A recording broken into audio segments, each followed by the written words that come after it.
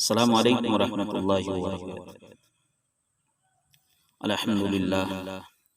الحمد للہ رب العالمین والعاقبۃ للمتقین والصلاة والسلام علی خاتم الانبیاء والمرسلین وعلی آلہ وصحبہ اجمعین۔ فاعوذ باللہ من الشیطان الرجیم، بسم اللہ الرحمن الرحیم۔ یا ایھا الذین آمنوا اتقوا اللہ ولتنظر نفس ما قدمت لغد واتقوا اللہ ان اللہ خبیر بما تعملون۔ صدق اللہ العلی العظیم۔ واجب الاحترام اور معزز دینی بھائیوں، یہ آیت سورہ حشر کی ہے جو اس وقت میں نے آپ کے سامنے تلاوت کی ہے۔ انشاءاللہ اس کا مفہوم اور مطلب اور اس سے متعلق کچھ تفصیلات پیش کرنے کی کوشش کروں گا۔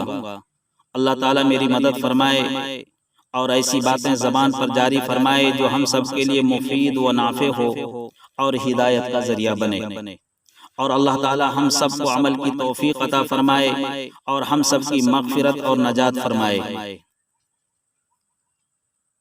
میرے دینی بھائیوں، باتیں تو وہی پرانی ہوگی جو آپ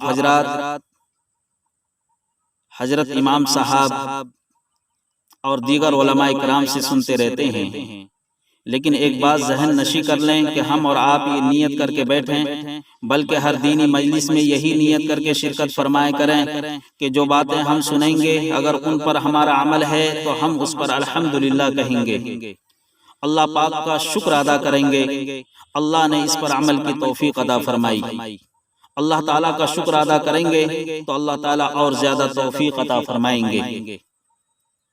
اللہ تعالیٰ قرآن کریم کے اندر ارشاد فرماتا ہے وَإِن شَكَرْتُمْ لَأَزِيدَنَّكُمْ، اگر تم شکر گزاری کرو گے تو میں تم پر اپنی نعمتوں کو اور بڑھا دوں گا۔ اور اگر عمل نہیں ہے تو ہم سب یہ نیت کریں کہ انشاءاللہ آج سے اور ابھی سے ہم اس پر عمل کریں گے۔ میرے دینی بھائیوں، جو آیت میں نے آپ حضرات کے سامنے تلاوت کی ہے، اس میں سب سے پہلی چیز جو اللہ پاک نے ارشاد فرمائی ہے وہ یہ ہے یا ایھا الذین آمنوا، اے ایمان والو۔ اس خطاب پر آپ نے غور فرمایا کہ اللہ رب العزت نے جب ایمان والو فرمایا تو اس کا مطلب یہ ہے کہ اللہ پاک مجھ کو اور آپ تمام کو ڈائریکٹ خطاب کر رہا ہے، اور خطاب بھی بڑے پیارے انداز میں فرمایا۔ اسی لیے حضرت عبداللہ بن مسعود رضی اللہ عنہما فرماتے ہیں کہ جب قرآن میں کہیں بھی یا ایھا الذین آمنوا سے خطاب ہوتا ہے تو میں اپنے کانوں کو چوکرنا کر لیتا ہوں، اس لیے کہ پیارا خطاب صرف ایمان والوں سے کیا ہے، اگلی امتوں کو یا ایھا الذین آمنوا سے خطاب نہیں کیا۔ اگلی امتیں مثلا بنی اسرائیل سے اگر خطاب فرماتے تو اس طرح فرماتے یا ایھا المساکین، اے مسکینو ہماری بات سنو، لیکن ہمیں خطاب فرمایا یا ایھا الذین آمنوا، یہ بڑا پیارا انداز خطاب ہے۔ مفسرین کرام نے اس بات کو اس طرح سمجھایا ہے کہ ایک باپ اپنے بیٹے کو نام لے کر خطاب کر کے کہے کہ محمد میری بات سنو، عابد یہ کام کرو، حامد پانی پلاؤ، اس میں وہ لطف نہیں جو اس میں ہے کہ یوں کہے بیٹا ذرا یہ کام کرو۔ بیٹے کے لفظ میں جو پیار ہے وہ نام لینے میں نہیں ہے۔ اللہ تعالیٰ مجھے اور آپ کو ماں باپ کی قدر کرنے کی توفیق عطا فرمائے۔ حقیقت میں ماں باپ ایک ایسی نعمت ہے جو زندگی میں فقط ایک ہی مرتبہ حاصل ہوتی ہے۔ ماں باپ کا سایہ بہت بڑی نعمت ہے، اللہ تعالیٰ ان کو خوش رکھنے کی توفیق عطا فرمائے۔ تو میں عرض یہ کر رہا تھا کہ اپنے بیٹے کو نام لے کر خطاب کرنے میں وہ لطف و پیار نہیں جو بیٹا کہہ کر خطاب کرنے میں ہے۔ تو بیٹا کہہ کر پکارنا یہ پیار کا انداز ہے۔ اللہ تعالیٰ نے کچھ رشتے بھی ایسے بنائے ہیں اور کچھ نام بھی ایسے بنائے ہیں کہ ان الفاظ میں پیار ہے۔ ماں غصہ میں اپنی بچی کو مار رہی ہے اور بچی ماں باپ کہہ کر پکار رہی ہے کہ امی جان اب ایسا نہیں کروں گی، تو ماں کا ہاتھ مار سے رک جاتا ہے۔ ماں کے لفظ میں اتنا پیار ہے کہ ماں کے لفظ پر ہر ماں کا ہاتھ مار سے رک جاتا ہے۔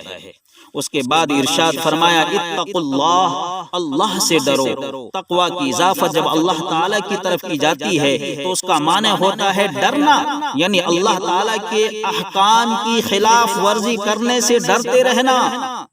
اللہ تعالیٰ قرآن کریم میں مختلف مقامات پر اپنی ذات سے ڈرایا ہے، مگر اللہ تعالیٰ کا ڈرانا ایسا نہیں ہے جیسا کہ ہم دشمن سے ڈرتے ہیں، سانپ سے ڈرتے ہیں، بچھو سے ڈرتے ہیں، آگ سے ڈرتے ہیں، بلکہ اللہ تعالیٰ کا ڈرانا رحمت و شفقت کے ساتھ ہے کہ ان چیزوں سے بچو تاکہ تم کو جنت ملے اور جنت میں میرا دیدار اور رضامندی تم کو عطا کروں۔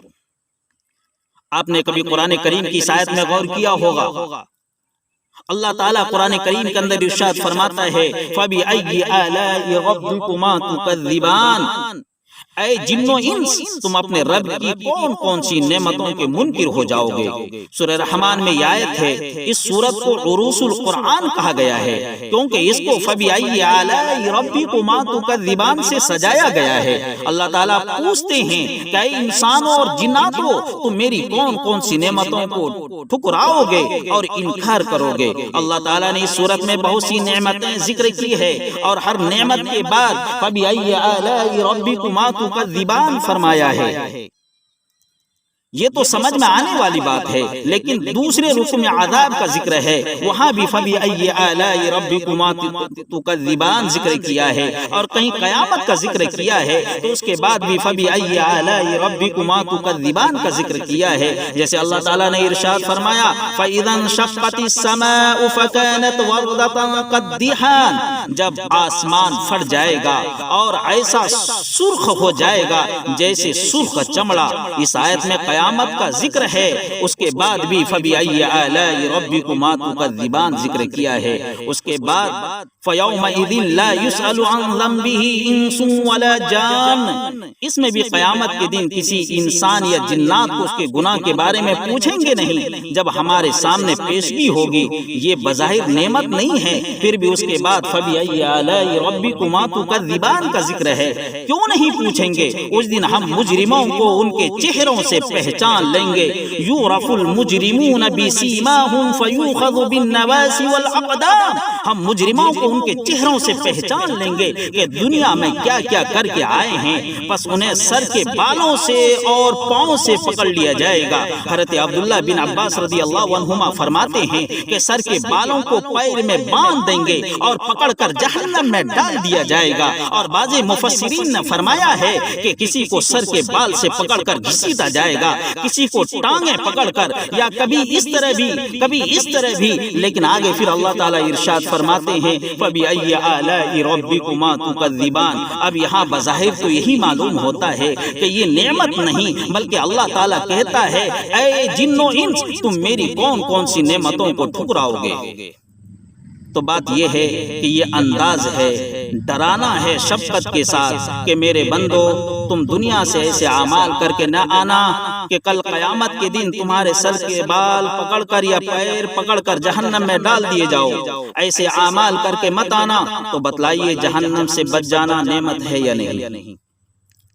بہت بڑی نعمت ہے۔ تو یہاں بظاہر ڈرایا جا رہا ہے، لیکن یہ ڈرانا شفقت کے ساتھ ہے، جیسے کہ باپ اپنے بیٹے کو، استاد اپنے شاگرد کو کہے کہ اگر تم یہ حرکت کرو گے تو تمہاری پٹائی ہوگی۔ تو بظاہر یہ ڈرانا ہے، مگر حقیقت میں اس کی بری حرکت سے اور اس کے بعد مار سے اس کو بچانا اور محفوظ رکھنا ہے۔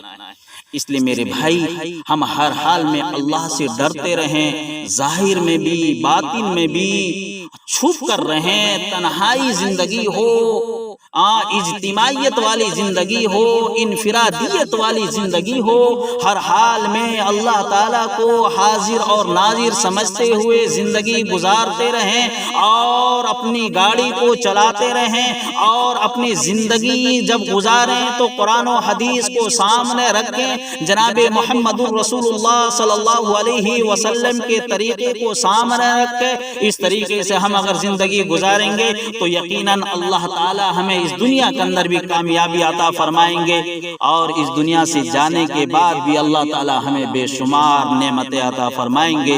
میرے بھائی، میں انہی چند باتوں پر اپنی باتوں کو ختم کر رہا ہوں، کیونکہ وقت زیادہ ہونے کو چلا ہے۔ انشاءاللہ آئندہ کبھی حاضری ہوئی اور کبھی موقع ملا تو انشاءاللہ اسی عنوان پر پھر گفتگو کریں گے۔ وآخر دعوانا ان الحمد للہ رب العالمین۔